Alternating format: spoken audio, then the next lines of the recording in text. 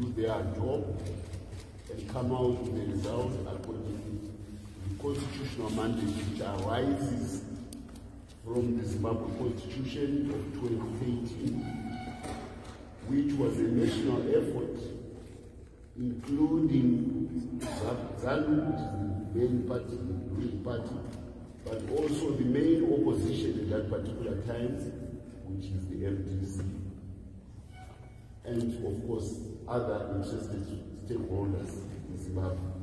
This is the constitution which we are using.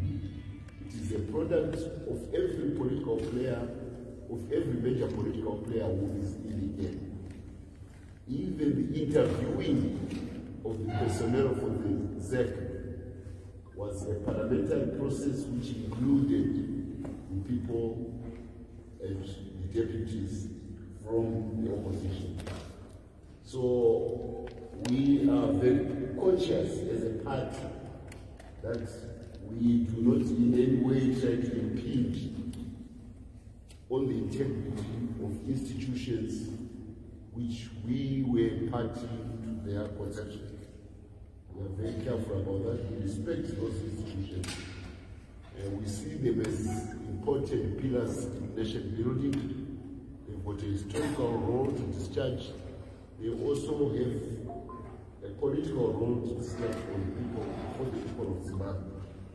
So I want everybody to bear in mind that the constitution we are using was a collective effort of MDC, who is now moved into the CCC realm, of which Advocate Nelson Chamisa has become the leader of that particular formation.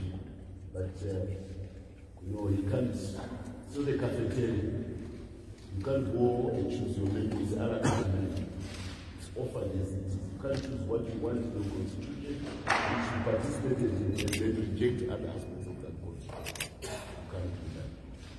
Having said that, I want to salute the people of Zimbabwe. As we await the results, we don't know who the winner is officially. But I can safely say now that there is one winner, and it is the people of Zimbabwe. They are in this process. For a little over 2 days, we went about the task of fulfilling their constitutional mandate to choose who they want to be their ruler at local level, at deputy parliamentary level, but also, and most important, office in the land, presidential level. This is what the people of Zimbabwe were doing. And across the land, they did it in the most exemplary manner, notwithstanding the challenges which may have arisen from an administrative point of view. They went about their business. They did not fight. They did not try to upgrade the system. And they go in the booth as individuals. They make a decision inside that booth as an individual, without anybody breathing down their neck. You make a decision there. So any aspersions about Zimbabwe's being programmed in any manner before election, so that they go inside the booth as a robot, it's not true. We are not, there are no species of Zimbabwe which is a product of chatbot. They are conscious people making their decisions. They do not have software which has been pumped into their heads to make them go and make certain decisions. Predetermined. No. They left their homes, went to the booth, made a decision. And you saw the process step by step. I think many of you had the opportunity to see the people in their booth. Step by step, checking, cross-checking of names. Do you belong to that constituency? Is it your voting booth, which you are in? Your name is there. Here is your pen. And the ink is then marked on the finger, to make sure that you prove that you have voted and you come back again. and then you are given the freedom to go inside the voting booth and make your decision. So, people who try to make a lot about the pre-environment of elections want to make it as if people of Zimbabwe are software programmed. No, they are not software programmed. They make conscious decisions. I mean, there were efforts at trying to make an issue about the voters' role. Of course, the constitution of the country does not oblige. But anyway, people want to talk about the law. In a Republican constitution, there are three arms of power: the legislature, the executive, and the judiciary. They cross-check each other. The laws we are applying were made by the Parliament of Zimbabwe as indicated. The application of the law is made by the executive means of the government. In the event that there is disputation or infringement, any Zimbabwean who is a constitutional entity is free to go to the courts, which was duly done by a number of individuals. And the effect of it, of course, was that we went headlong into the elections with a lot of litigation.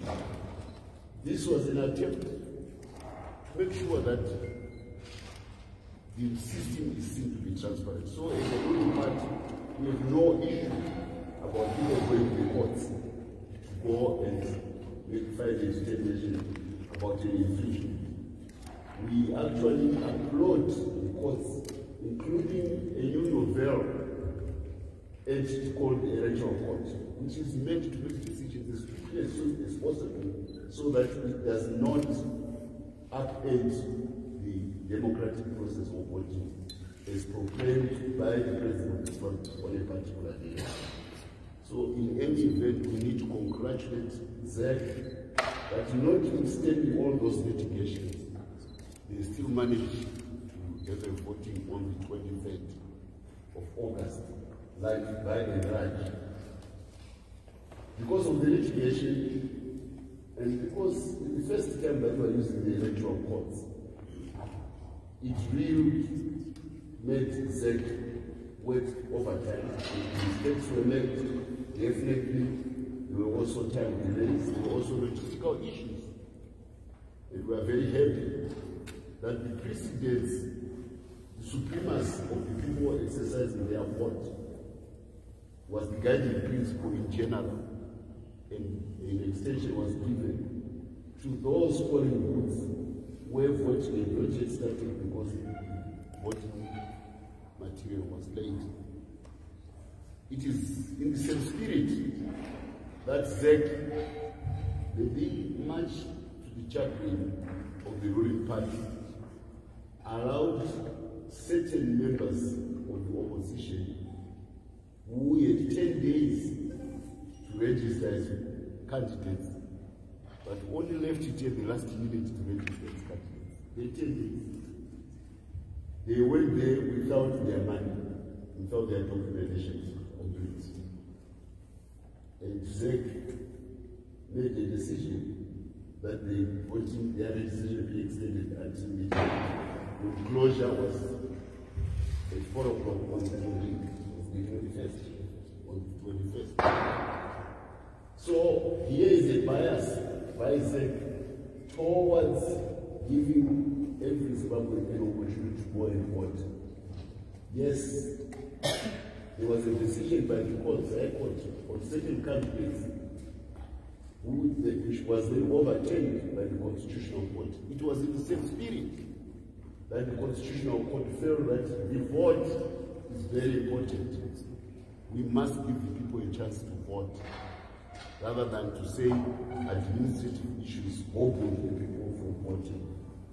I want to remind the foreigners who are here, foreign correspondents, we are the first national liberation movement in modern times to fight an armed struggle to the point of victory and force an armistice on settler minority racist aggressors, and will invite the hand of their imperial sponsor, England, who hosted an armistice called the Lancashire in 1979.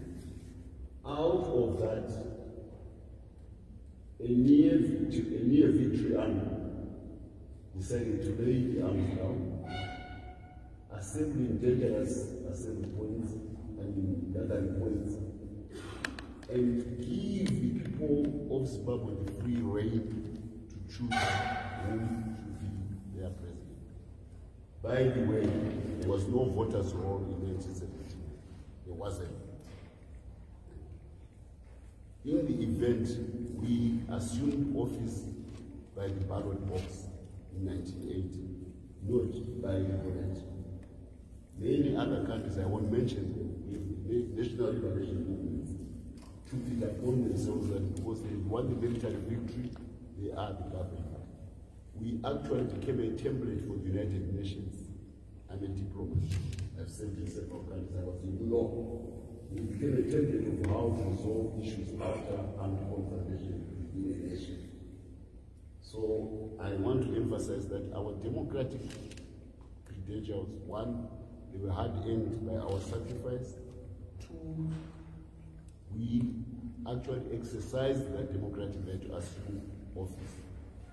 I want to dispense with the sanctimonious notions of some certain Western countries, particularly those with an imperial record which never gave Africa democracy, to try to say they can now become proselytizers of democracy. No, no, no. Colonial Britain never gave the backs of this country, the African majorities, a right to vote. It never did. From 1890 when they occupied it until we won it by the armed struggle. So equally, Washington, a country which has got a history of slavery as the mainstay of its original economy, cannot come and say we are paragons of democracy, therefore you Zimbabwe, you must do things our way. And there is a sobering aspect, the prospect of seeing, the reality of seeing a former president in a function, which is President Trump, because he was refusing to accept the outcome of the election. It just means that the road to democracy can be very difficult, even for those sanctimonists who are in Washington. It's a challenge. We accept the challenge, we try our best to make sure that we travel on the road of democracy. That's why we have observers, that's why we have principles of SADC. Now, coming to the SADC principles, we want to make it very clear. They are a product of the member states of SADC.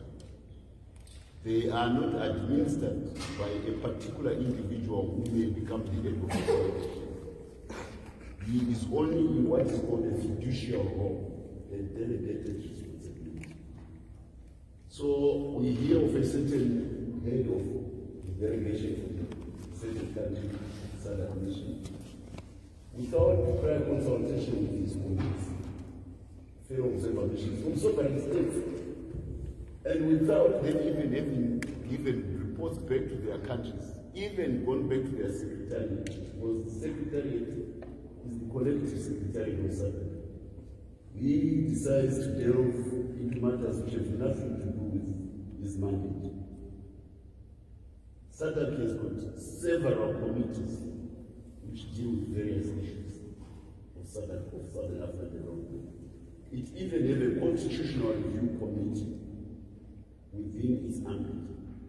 If anybody has got issues about the Zimbabwe laws, that is the relevant body within SADC to come and question the statutes of the sovereign state of Zimbabwe on a peer-to-peer basis as fellow acceders to the SADC protocol of unit, of cooperation.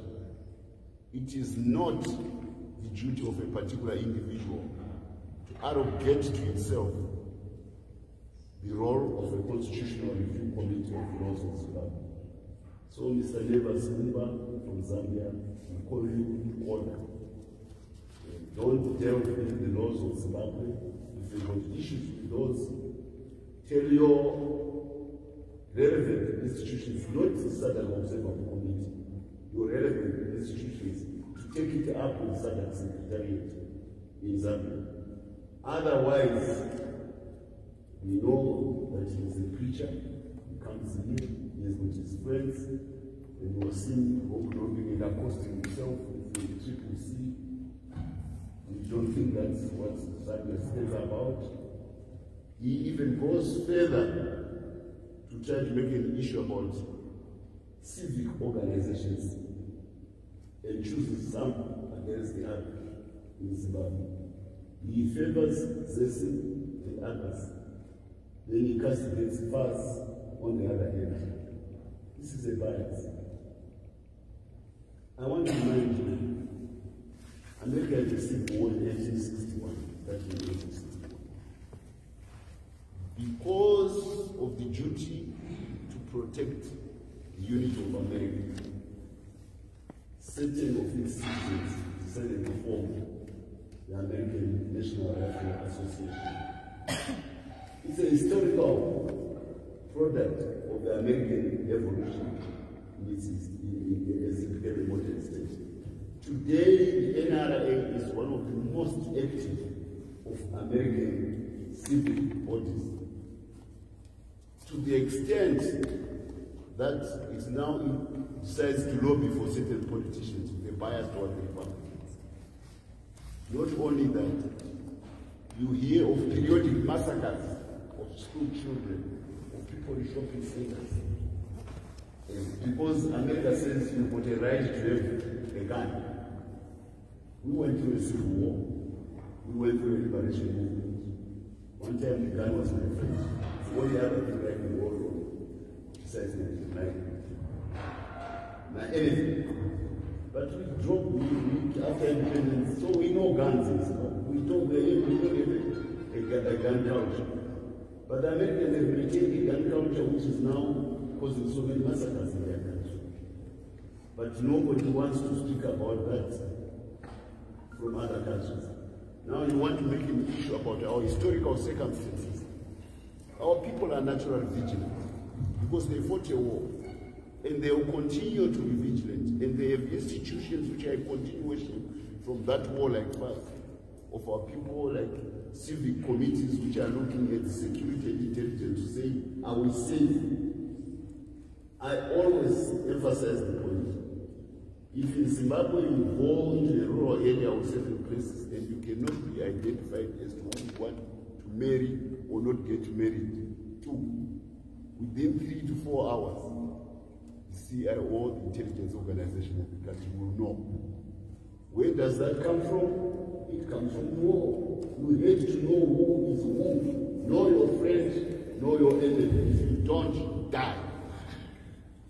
That's what, because there was all sorts of nefarious institutions of terror, of murder, of disappearances, the Selu Scouts, the Special Air Services of Zimbabwe.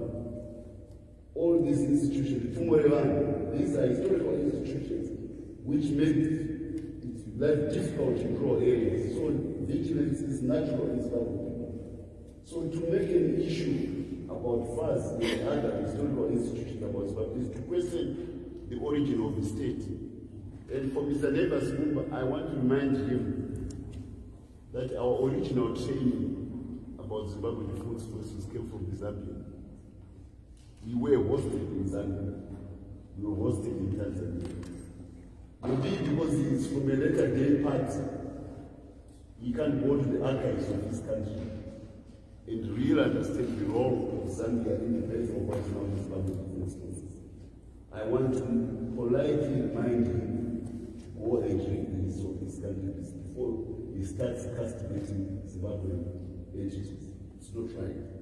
Every country has its own history. That's why I made an allusion to America and its National Rifle Association. And by the way, the Americans have actually copied it from England, which is also the National Rifle Association. So the idea of vigilance in communities is not new. And the idea that an association can lobby for its interests just like the National Rifle Association does in America. It's not new. It is the same as this in trying to lobby for the interests of the opposition. But there's a line in the side. You don't arrogate yourself the role of a statutory body which is on the sole responsibility of conducting and announcing elections. It's not your duty.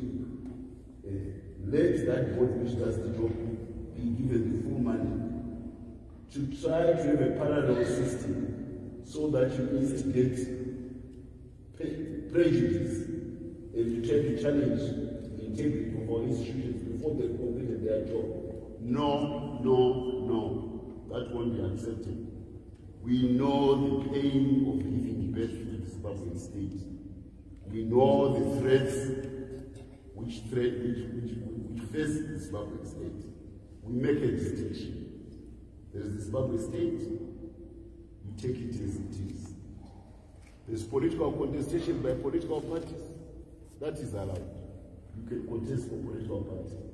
But the moment you try then to challenge the legitimacy of the Zimbabwean state, who are you? And to challenge it on behalf of post-imperial interests in Europe and in America, incenses us. More so, some of us would want to that game. Because the birth of the Zimbabwean state was a painful process. Out of every 5 people I went to war with, only 2 came back alive. And most of them with maims and traumas of that war, blinded and unable to cope with life afterwards. The Zimbabwean state is sacrosanct. We will go to any length to defend it. And we will do no interference, and we fear no power to defend the Zimbabwean state. We have no issue about people contesting as political parties because it's a constitutional provision brought by the same army and defended by the same state.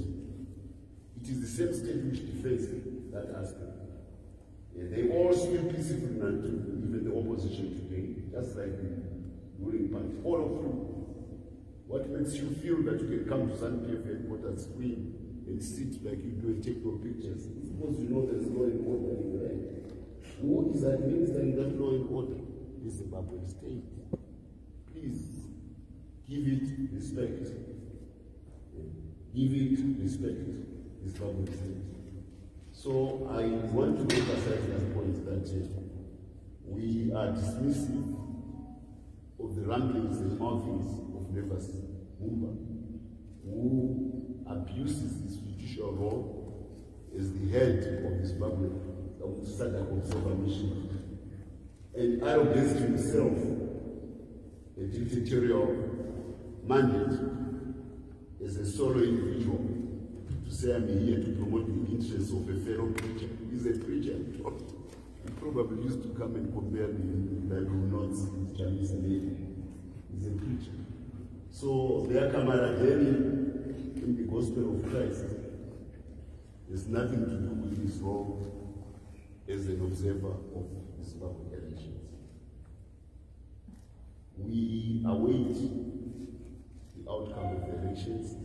I will not try to say who is winning, who is not winning, because it's not our role as a party to do that. It is the role of ZEC. We leave it to ZEC. We remain confident. The same confidence which made us campaign so hard.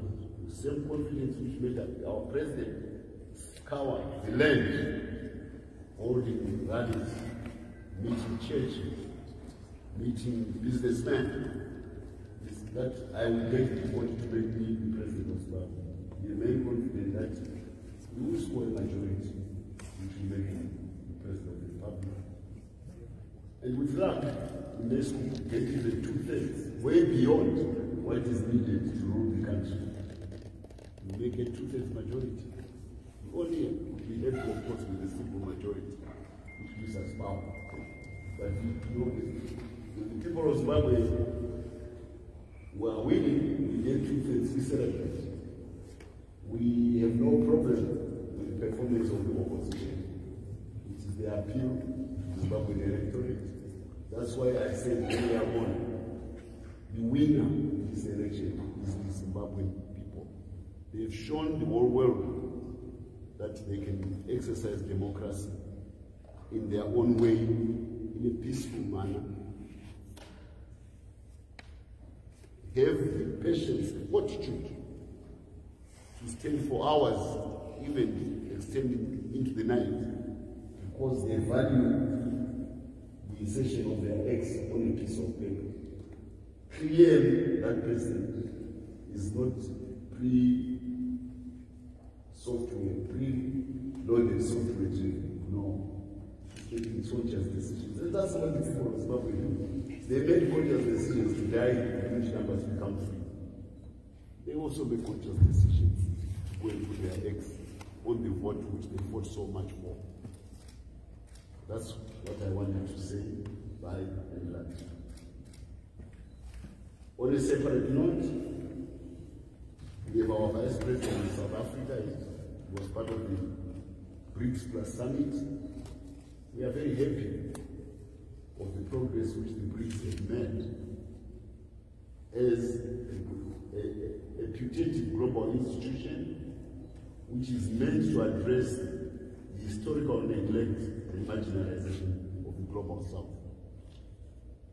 The behavior which we are making issues about today, about people who want to poke their fingers at Zimbabwean institutions and our democracy, originates precisely from those powers which gave themselves first imperial power, courtesy of an early access to the prowess of the Industrial Revolution.